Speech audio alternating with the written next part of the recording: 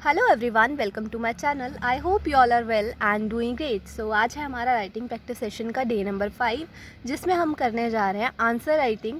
जो हमने डे 2 को प्रैक्टिस क्वेश्चंस मैंने आपको दिए थे, ठीक है, उनको सॉल्व। ओके, तो मैं बता दूंगी आपको कि इसमें ऐसे ऐसे करना है और उस तरह से आपने भी अपने आंसर चेक कर लेने हैं। और जिन्होंने मेरे को भेजे थे उनके आंसर्स मैंने चेक करके दे दिए हैं, ठीक है। तो सबसे पहला क्वेश्चन हमारा था differentiate between a LLP and a partnership firm. Okay, ये हमारे डायरेक्ट क्वेश्चन का पार्ट नंबर 2 था। हमारे 4 तरह के डायरेक्ट क्वेश्चन है, मैंने बताया था। जैसे फर्स्ट हमारा आता है डायरेक्ट थ्योरी क्वेश्चंस, टाइप्स बोल रही हूँ, ठीक है। 4 तरह से हमारे आ सकते हैं डायरेक्ट क्वेश्चंस। सबसे पहले हमारा direct theory question, second one हमारा डिफरेंस बिटवीन वाले, थर्ड वन हमारे स्टेटमेंट वाले क्वेश्चन होते हैं, और फोर्थ वन हमारे डिस्कस करने वाले क्वेश्चन होते हैं। तो ये है आपका second, okay, that is difference between वाले। अब आप इसको मैंने कैसे बताया था कि टैबुलर फॉर्म में ही हमेशा प्रेजेंट करोगे जो आपको डिफरेंशिएट करने वाले क्वेश्चन आएंगे। तो सबसे पहले आप क्या करोगे, बेसिस, और इसके बाद लिमिटेड लायबिलिटी पार्टनरशिप, और नेक्स्ट वाले बॉक्स में पार्टनरशिप फॉर्म, और बेसिस में भी आपने प्रॉपर लिखना है, ठीक है। तो सबसे पहले हम स्टार्ट करते हैं। सबसे पहले हमारे डिफरेंस में क्या आएगा कि रेगुलेटिंग एक्ट जो है लिमिटेड लायबिलिटी पार्टनरशिप का, वो कौन सा है, लिमिटेड लायबिलिटी पार्टनरशिप एक्ट 2008, ठीक है। वहीं पार्टनरशिप फर्म का द इंडियन पार्टनरशिप एक्ट 1932, ठीक है। नेक्स्ट आता है आपका body corporate. LLP is a body corporate, और पार्टनरशिप फर्म जो है हमारी वो बॉडी कॉर्पोरेट नहीं है, ठीक है। नेक्स्ट हमारा बेसिस आता है सेपरेट लीगल एंटिटी, ठीक है। तो हमारा LLP जो है वो लीगल एंटिटी है, that is separate from its member. और पार्टनरशिप फर्म जो है हमारा group of persons with no separate legal entity, okay. Next आता है आपका क्रिएशन। जो हमारा LLP है, it is created by legal process called registration under LLP act 2008, ठीक है। और पार्टनरशिप फर्म क्या है हमारा, it is created by an agreement between the partners, okay. Registration हमारा मैंडेटरी है LLP में, ओके। LLP जो है वो स्यू भी कर सकती है, और स्यू उसको भी किया जा सकता है उसी के नाम पर जहाँ पे हमारा पार्टनरशिप फर्म है, ठीक है। उधर रजिस्ट्रेशन जो है आपका वॉलंटरी है, ठीक है। आपको करवानी है करवा लो, नहीं करवानी मत करवाओ। बट सिर्फ जो रजिस्टर्ड पार्टनरशिप फर्म है वही स्यू कर सकती है थर्ड पार्टीज़ को, ठीक है जी।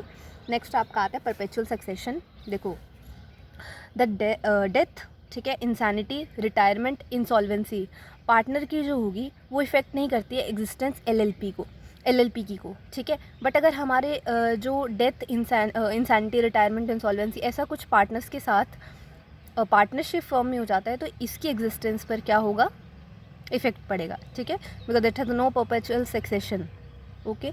और LLP में हमारा क्या होता है, मेंबर क्या है, ज्वाइन भी कर सकते हैं, लीव भी कर सकते हैं, और उसकी एग्जिस्टेंस जो है कंटिन्यूस फॉर एवर, ठीक है जी। नेम, नेक्स्ट हमारा बेसिस आता है। तो नेम ऑफ द LLP जो है, ठीक है, उसमें क्या होने चाहिए, कुछ वर्ड्स होने चाहिए, लिमिटेड लायबिलिटी पार्टनर्स, LLP जो एज अ सफिक्स, ठीक है।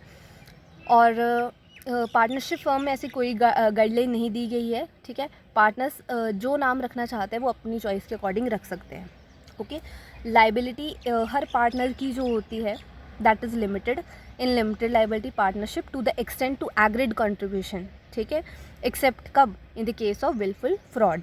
और लाइबिलिटी हर पार्टनर की अनलिमिटेड होती है पार्टनरशिप फर्म में, इसको एक्सटेंड किया जा सकता है personal assets of the partners तक, ठीक है जी। उसके बाद आपका आता है म्यूचुअल एजेंसी। हर पार्टनर जो है वो बाइंड कर सकता है LLP को अपने एक्ट से, ठीक है, but not the other partners. और जब हम पार्टनरशिप फर्म की बात करते हैं, हर पार्टनर जो है बाइंड कर सकता है, ठीक है, can bind the firm as well as other partner भी साथ में by his own acts, okay. Designated partners, तो LLP में जो है वो 2 डेजिग्नेटेड पार्टनर्स आपके होने चाहिए, ठीक है। और उनमें से एक जो है वो होना चाहिए आपका रेजिडेंट इन इंडिया। ऐसा कोई भी प्रोविज़न हमारा पार्टनर्स का इंडियन पार्टनरशिप एक्ट 1932 में नहीं दिया गया है, ठीक है जी। ये हो गया आपका क्वेश्चन नंबर 1। नेक्स्ट क्वेश्चन है आपका state the essentials required for incorporation of the LLP, ठीक है। तो हमारे पास देखो, under the LLP act 2008 following elements जो है इसेंशियल होंगे हमारे फॉर्म करने के लिए LLP इन इंडिया। आप कैसे लिखोगे, प्रोविज़न, और उसके बाद आप लिखोगे under the LLP act 2000 act according to the relevant provisions of limited liability partnership act. Short form मत लिखना, ठीक है, LLP limited liability partnership act पूरा लिख देना, ओके। 2008 है हमारा। और अब देखो इसमें हमारे इसेंशियल्स क्या क्या होंगे। सबसे पहले ठीक है कि हमारे को कंप्लीट करना पड़ेगा, सबमिट करना पड़ेगा incorporation document in the form prescribe with the registrar electronically, ठीक है पहला। दूसरा कि हमारे पास एटलीस्ट 2 पार्टनर जो हैं वो इनकॉर्पोरेशन ऑफ LLP के लिए होनी चाहिए, ठीक है। थर्ड आपका आता है कि रजिस्टर्ड ऑफिस जो है वो इंडिया में होना चाहिए। फोर्थ आपका आता है to appoint minimum 2 individuals as designated partner, ठीक है, जिनको रिस्पॉन्सिबल ठहराया जाएगा, जो भी हमारे एक्ट्स होंगे, मैटर होंगे, थिंग्स जो कि हमारे LLP द्वारा किए जाएंगे, ठीक है। और उनमें से एक डेजिग्नेटेड पार्टनर आपका इंडिया का होना चाहिए, ठीक है जी। उसके बाद LLP का नाम है ना, the LLP can not have the same name with other any LLP, okay, या फिर पार्टनरशिप फर्म या फिर कंपनी, ओके जी। उसके बाद आपका आता है ए पर्सन और नॉमिनी और बॉडी कॉर्पोरेट जो कि इंटेंड कर रहा है to appointed as designated partner of LLP, उसको होल्ड करना पड़ेगा DPIN, that is designated partner identification number, जो कि अलॉट किया जाएगा किसके द्वारा, MCA द्वारा, ठीक है। एग्जीक्यूट हमारे को करना पड़ेगा एक partnership agreement between the partners और between the LLP and its partner, ठीक है। In the absence of any agreement, अगर हमारा एग्रीमेंट नहीं होता है, ठीक है, जो प्रोविज़न हमारी सेट की होंगी first schedule of LLP act में वो हम अप्लाई कर देंगे, ठीक है। उसके बाद हमारा आता है कितने हो गए, 7 पॉइंट्स हो गए ना। 8th हमारा आता है कि क्रिएट करेंगे हम LLP, ठीक है। हमारे को वो प्रॉपर फॉर्मेशन के साथ, डॉक्यूमेंट्स के साथ must be laid with the registrar along with the necessary filing fees, है ना। तो उसके बाद हमारा देखना इसमें एक चीज़ आती है कि आपकी बुक में जो है वो प्रॉपर इस तरह से नहीं दिया होगा कि steps to incorporate LLP, but आपको वो चीज़ लिखनी पड़ेगी क्योंकि ICAI ने अपने जो सजेस्टेड आंसर्स है उसमें जब ये क्वेश्चन पूछा है तो उन्होंने दिया है, ठीक है। तो आप भी लिख दोगे, कुछ नहीं, उसमें 3 स्टेप्स आएंगे कि आपको नेम रिजर्वेशन करना पड़ता है, ठीक है। उसके लिए हम फाइल करते हैं फॉर्म 1, E-Form 1, ठीक है। ये चीज़ याद कर लेना, मे बी बुक में ना दी हो, ठीक है।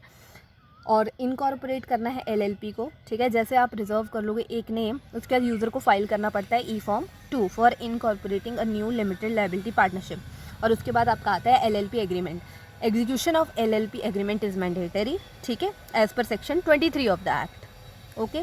और LLP एग्रीमेंट जो है is required to be filed with the registrar in E-Form 3, okay. क्या है हमारा नेम रिजर्वेशन E-Form 1 के अंदर, इनकॉर्पोरेट LLP E-Form 2 के अंदर, LLP एग्रीमेंट E-Form 3 के अंदर, ठीक है, with in 30 days of incorporation of LLP।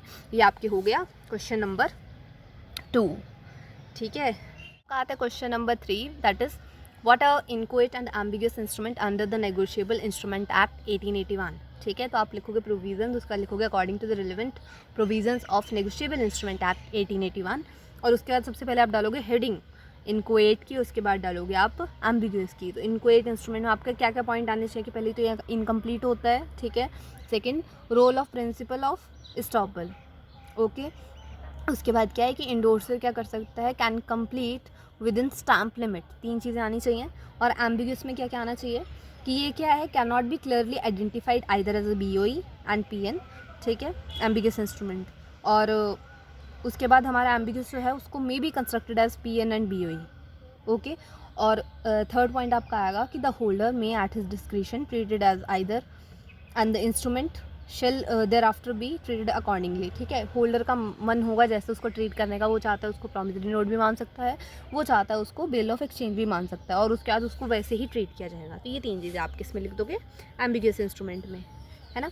उसके बाद होल्डर और होल्डर इन ड्यू कोर्स वाला भी इसी के एम्बिगुअस के अंदर आ जाता है, उसको भी थोड़ा सा देख लेना, ठीक है। होल्डर जो होता है वो लीगल ऑनर होता है, ठीक है। और होल्डर इन ड्यू कोर्स के लिए क्या होना चाहिए, उसने एक्वायर की होनी चाहिए गुड फेथ में चीज़, ठीक है, फॉर कंसीडरेशन बिफोर मैच्योरिटी। तो वो क्या कर सकता है, रिकवर कर सकता है any amount provided covered by stamp that is fixed on the instrument. और होल्डर का क्या है, can't recover the excess amount, okay. Next हमारा क्वेश्चन है, देखो सबसे पहले आप 5 वाला देख लो, ठीक है। ये वाला मुझे नहीं लगता कि मुझे करवाने की ज़रूरत है। Types of law according to Indian regulatory framework, आप बढ़िया से कर लोगे इसको, ठीक है।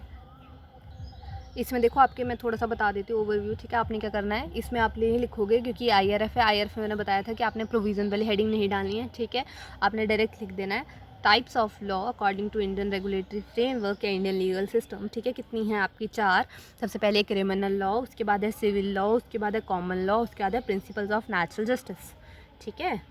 उसके बाद क्रिमिनल लॉ में क्या आपकी कंसर्न है, वो laws pertaining to violations of the rule of law और पब्लिक रॉन्ग्स, है ना, and punishment of the same उसमें हमारे को मिलती है, ठीक है। सिविल लॉ क्या है, matter of disputes between individual और ऑर्गेनाइजेशन, वो उसके अंदर आते हैं, ठीक है। कॉमन लॉ क्या है आपकी, जुडिशियल प्रेसिडेंट और केस लॉ हमारी कॉमन लॉ में आ जाती है। और उसके बाद आपने इसमें आएगी डॉक्ट्राइन ऑफ स्टेट डिसीज़, वो भी आएगी, ठीक है। और उसका मतलब क्या है, वो एक लैटिन फ्रेज है, ठीक है, जिसका मतलब है to stand by that which is decided, है ना। और लास्ट आपका आता है प्रिंसिपल ऑफ नेचुरल जस्टिस, उसमें भी आपका जो नेचुरल जस्टिस है, ठीक है, उसको आपका जो है एक फ्रेज दी हुई है, दैट इज़ जस्ट नेचुरल करके, है ना, that deals with certain fundamental principle of justice going beyond written law, okay. और उसका नेमोजुडिक्स करके नेमोजुडिक्स इन कैसवास हुआ करके दिया हुआ है, जिसका मतलब है no one should be made a जज in his own cause and it's rule against prejudice, ठीक है। ये सब आपने याद रखना है। इसके बीच में एक वो ऑडी एल्ट्रम करके भी होगा, ऑडी एल्ट्रम पार्टम करके, ठीक है। उसका मतलब है आपको दूसरी पार्टी को भी सुनना पड़ेगा और अदर पार्टी को आपको एक फेयर हेयरिंग देनी पड़ेगी, ठीक है। हेयर द अदर पार्टी और give the other party a fair hearing करके, ठीक है। ये सब आपको लिखना पड़ेगा प्रॉपर। IRF और LLP तो मतलब बढ़िया से करके जाना, और कंपनीज एक्ट भी बिल्कुल बढ़िया से, ठीक है। कंपनीज एक्ट पे इतनी वेटेज मतलब गेन करता है ना, सबसे छोटा वही है, अगर आप मानो सबसे छोटा वही है, जब आप सारे एक्ट्स को देखोगे और उसमें ही 20 नंबर का आ रहा है, ठीक है। तो कंपनीज एक्ट तो बढ़िया से करके जाना, ठीक है। और क्वेश्चन नंबर 5 आपने सभी ने अच्छा किया था, तो मुझे लगता नहीं है कि मेरे को करवाना पड़ेगा ये, है ना, समझ आ ही गया होगा, ये सभी मेन है, हमारा फर्स्ट चैप्टर ही है, ठीक है। क्वेश्चन नंबर 4 में बहुत दिक्कत आई है सबको, ठीक है, तो हम क्वेश्चन नंबर 4 करेंगे। देखो आपका क्वेश्चन नंबर 4 जो है वो क्या कहता है कि एक प्रॉमिसरी नोट है, ठीक है, that is payable at a certain period after sight, ठीक है, that must be presented to the maker thereof for payment, ठीक है। अब उन्होंने क्या पूछा है कि अंडर विच सिनेरियोज, ठीक है, presentment for payment is not necessary and the instrument is dishonoured at the due date for presentment according to the provisions of negotiable instrument act 1881। अब जब आप ये वाली लाइन पढ़ रहे हो ना, presentment for payment is not necessary and the instrument is dishonored at the due date for presentment according to the provisions of negotiable instrument act, तभी आपके दिमाग में प्रेजेंटमेंट ऑफ इंस्ट्रूमेंट्स जो है, ठीक है, उसमें आपका सेक्शन नंबर 76 जो है that is when presentment unnecessary, not necessary मतलब अननेसेसरी, ठीक है। और उधर ही बोला हुआ है कि and the instrument is dishonoured at the due date for presentment in any of the following cases, और आपके पास वहाँ पे केसेस दिए गए हैं 4, ठीक है। तो आपको वो सारे करने पड़ेंगे, ABCD करके दिए हुआ, A में आपके 4 पार्ट हैं, फिर B हमारा ऐसे, उसके बाद C में भी आपके 3 करके दिए हुए हैं कि ऐसे ऐसे करेंगे तो ये होगा और ऐसे से। तो मैं आपको वो समझा देती हूँ एक बार, ठीक है। और ये इतना इम्पॉर्टेंट है ना, इसको पढ़ के जाना, बहुत बार पूछ लिया जाता है आपसे, ऐसे नहीं पूछेंगे तो केस लॉ में पूछ लेंगे, ठीक है। और मेन बात तो ये है कि ये केस लॉ नहीं है, ठीक है, ये आपका डायरेक्ट क्वेश्चन है और बच्चों को ये केस लॉ लग रहा है। मैंने ये आज सारे के सारे ही आपको डायरेक्ट क्वेश्चन दिए थे और सारे इसको केस लॉ समझ के कर ही नहीं रहे हैं, किसी को समझ ही नहीं आ रहा है कि इसमें क्या लिखना है। जब आपने सेक्शन नंबर 76 में पहली लाइन पढ़ना, ठीक है, वहीं पे लिखा होगा, वहीं पे कुछ ऐसा ऐसा लिखा होगा, यही लाइन सेम टू सेम मुझे याद आ रहा है, ठीक है, कि presentment for payment is not necessary करके, ठीक है, अननेसेसरी लिखा होगा, and the instrument is dishonoured at the due date for presentment for payment in these cases, okay. तो उसमें हमारा देखो आप कैसे स्टार्ट करोगे, अगर आपको सेक्शन नंबर याद है ठीक है, नहीं है छोड़ो, okay. Provisions according to section हमारा 76 से याद नहीं है, according to the relevant provisions of negotiable instrument act 1881, ठीक है जी। अब आप क्या लिखोगे, आपकी ये लाइन आनी चाहिए कि no presentment for payment is necessary and the instrument is dishonoured at the due date for presentment according to the provisions of negotiable instrument act 1881 in any of the following cases. ये आपका क्या आएगा, उसके first में आएगा कि the maker, ड्रॉई और acceptor intentionally क्या है आपका प्रिवेंट करते हैं प्रेजेंटमेंट इंस्ट्रूमेंट की, ठीक है। सेकंड आपका आएगा if the instrument being payable at his place of business, ठीक है, वो क्या करता है उसी प्लेस ऑफ बिजनेस जो है उसको क्लोज कर देता है उसको, ठीक है, ऑन अ बिजनेस डे, और या फिर during the usual business hours, ठीक है, बिजनेस डे को during the usual business hours उसको क्या कर देता है, वो बंद कर देता है, ठीक है, तो भी हमारा क्या होगा, प्रेजेंटमेंट फॉर पेमेंट हमारी अननेसेसरी हो जाएगी और इंस्ट्रूमेंट को हम क्या कर देंगे, डिसऑनर कर देंगे at the due date for presentment, ठीक है।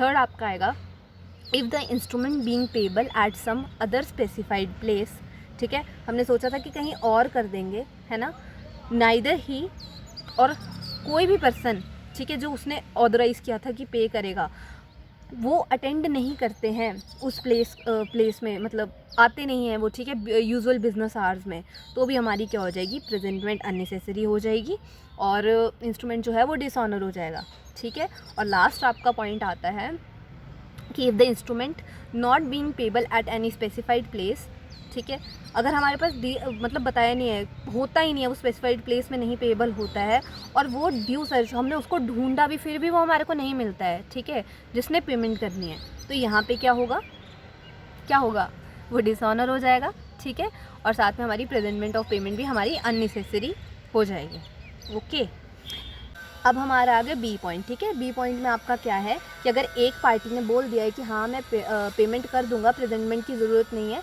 तो भी हमारे क्या, प्रेजेंटमेंट अननेसेसरी हो जाएगी, ठीक है। उसके बाद और अगर ड्यू डेट तक उसने नहीं किया तो वो डिसऑनर हो जाएगा। ओके, इसके सी हमारा आता है कि एज अगेंस्ट एनी पार्टी, ठीक है, if after maturity with knowledge that the instrument has not been presented, वो क्या करता है, पार्ट पेमेंट कर देता है ऑन द अमाउंट जो कि ड्यू था, ठीक है। अब उसने क्या किया, पार्ट पेमेंट कर दी, तब भी हमारी प्रेजेंटमेंट अननेसेसरी हो जाएगी, ठीक है। और प्रॉमिस कर देता है वो पे करने का जो अमाउंट ड्यू है, देयर इन होल और इन पार्ट, ठीक है। या फिर क्या करता है, वेव कर देता है is right to take advantage of any default in presentment for payment, ठीक है। तो हमारा क्या हो जाएगा, प्रेजेंटमेंट अननेसेसरी हो जाएगी। और हमारा डी जो लास्ट है वो क्या है, as against the drawer if the drawer could not suffer damage from the want of such presentment, ठीक है। 4 केसेस में आएंगे। सबसे पहले हमारा आ गया, जैसे सबसे पहले तो हमारे आ गए वो मेकर, ड्रॉयर, एक्सेप्टर वाले, ठीक है। उसके बाद आपका आया एज अगेंस्ट एनी पार्टी, ठीक है, who is sought to be charge therewith. Next वाला as against any party with knowledge that the instrument has been presented, वहाँ पे क्या होता है, पार्ट पेमेंट हो जाती है, या फिर promise to pay amount therein whole और पार्ट, या फिर वेव कर देता है वो right to take advantage of any default in presentment of payment. और लास्ट वाला आपका एज अगेंस्ट द ड्रॉअर आता है कि अगर ड्रॉअर जो है वो सफ़र नहीं कर पा रहा damage from want of such presentment, ठीक है, तो भी हमारी क्या हो जाएगी, प्रेजेंटमेंट अननेसेसरी हो जाएगी। तो इस वाले क्वेश्चन में ये आना था भाइयों और बहनों, ठीक है, परेशान नहीं होना है, that was not a case law, that was a direct theory question, ठीक है। इनको कहते हैं, ये हमारे आ जाते हैं डिस्कस करने वाले क्वेश्चन, समझ आया। ये वाला हमारा क्या था, ये वाला हमारा था सेकंड डिफरेंस बिटवीन वाला, ये वाला था हमारा डायरेक्ट थ्योरी क्वेश्चन, ये भी डायरेक्ट थ्योरी, ये डिस्कस करने वाला, ठीक है। और ये वाला हमारा क्या था, डायरेक्ट थ्योरी क्वेश्चन, समझ आ गया, ठीक है। नेक्स्ट पार्ट के मैं नेक्स्ट क्वेश्चंस मैं डाल दूँगी, उनको अच्छे से कर लेना। जो बच्चे मेरे को भेज रहे हैं, शाबाश भाई तुमको, बहुत बढ़िया। और जो नहीं भेज रहे हैं कोई बात नहीं, वो भी भेज देना, है ना। और ट्राई करना कि पेपर से पहले तुम लोग एक फुल सिलेबस टेस्ट दे पाओ, ठीक है। अगर मेरा देना होगा तो मेरे टेलीग्राम चैनल पे मेरा एक टेस्ट पड़ा हुआ है, ठीक है, उसको परचेज़ करके दे देना, या फिर आपका जैसा मन है, आपको कोई MTP देना है, RTP देना है तो आप वो दे लो, ठीक है। बट एक पेपर जो है वो लगा के जाना ताकि तुम टाइम मैनेजमेंट बढ़िया करके कर सको, ठीक है। आज के लिए इतना ही, thank you, have a nice day.